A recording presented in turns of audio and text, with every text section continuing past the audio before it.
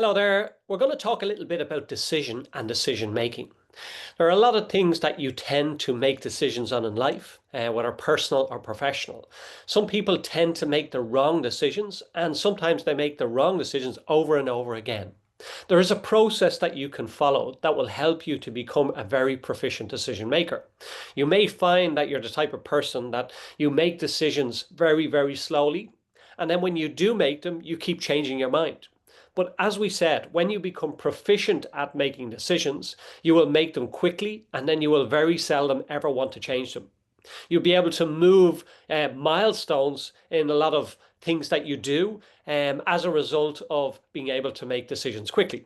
You will be able to make a lot of changes both personally and professionally. When we look at, I suppose, from a context of it, there's a single mental move that you can make in a millisecond that will solve enormous problems for you. And it has the potential to improve almost any personal or professional outcome or situation that you ever encounter. It could literally propel you down the path to incredible success in many different ways. We have a name for this magic mental activity, and it's called decision. Decisions, or lack of them, are the responsibility for breaking or making of many people in their business and their careers. Individuals who have become very proficient at decision making without being influenced by other opinions are the same people whose annual incomes fall into 6 and 7-figure categories.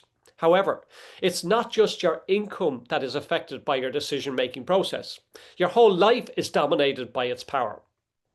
Your health of mind, your body, your well-being of your family, your social life, the type of relationships you develop are all dependent upon the ability to make good and sound decisions. Let's now look at the decision-making process that happens whilst you're trying to make decisions. So on the left-hand side, we've got ignorance, which we'll call the negative. And what happens in that process is you start off with fear, doubt, and worry. And that's because you have your negative thinking. And as a result of that, that causes anxiety. Anxiety then causes procrastination. You keep putting it off, and that causes depression, which results in dis-ease in the body. So let's go back over that process again. Ignorance, which is the negative aspect. You start off with your fear, doubt, and worry. You then have the negative thoughts or the negative thinking.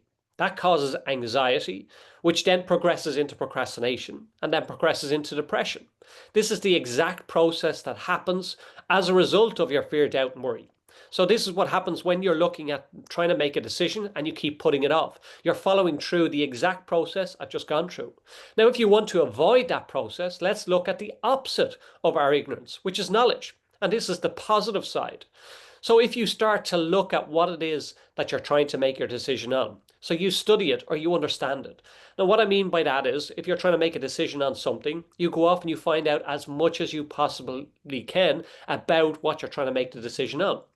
You then get an understanding of the concepts of it. And what happens? Then it becomes a positive thinking process. And as a result of that, you get the well-being and calmness. And as a result of that, you get the acceleration. And then you can take the action. And as a result of all of that, on the positive side, you end up where you're at ease. The body is at ease. So you can see the comparison here from our left to our right, from our negative to our positive. Our negative side is shutting down. That's the way the body will shut down. It will start off with your fear, doubt, and worry. End up with negative thinking, anxiety, procrastination, depression, and dis-ease. And when it comes to the depression stage and hits the dis-ease, that's when the body will shut down, and that's when people tend to get ill, or you have lots of stress or anxiety, and as I said, the body is shut down. But when we look at the opposite side and we become proficient at making decisions, well, then we're allowing ourselves to study and understand it. We're allowing positive thoughts. We're allowing well-being and calmness within our minds. And then we've got acceleration in that process, which allows us then to take the action and make that decision. And as a result, we get at ease. So let's now look at some steps that you can take, I suppose, to make your decision process a little bit easier. And that's one, identify the problem or goal. Recognize there is a decision to be made. Then define the issue clearly. What's wrong? What do you want to achieve? Number two, gather information.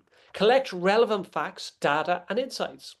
Use both internal and external sources. Number three, identify alternatives. Brainstorm possible solutions or courses of action. Consider both conventional and creative options.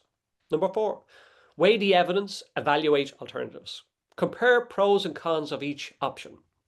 Consider feasibility, risk, cost, and benefit. Align with goals, values, and organizational objectives.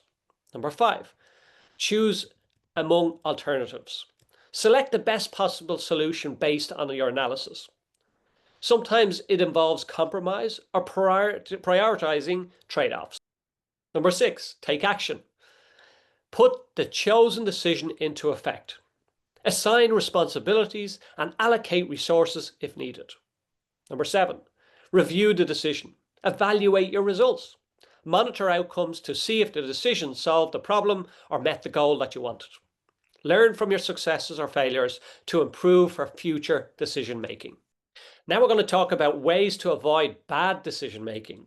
And number 1 is clarify the problem and goal. Don't rush. Many bad decisions come from solving the wrong problem.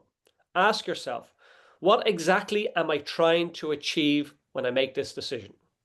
Number 2, gather adequate and reliable information. Avoid acting on assumptions or rumors or incomplete data. Cross-check your sources and consider multiple perspectives. How many times have you got information from somebody, whether it's an assumption or rumor, and you've made a decision based on that? You need to collect the correct information to allow you to make that decision. Number 3, consider multiple alternatives. A poor choice often results from having only 1 or 2 options. Brainstorm widely before narrowing down your decision.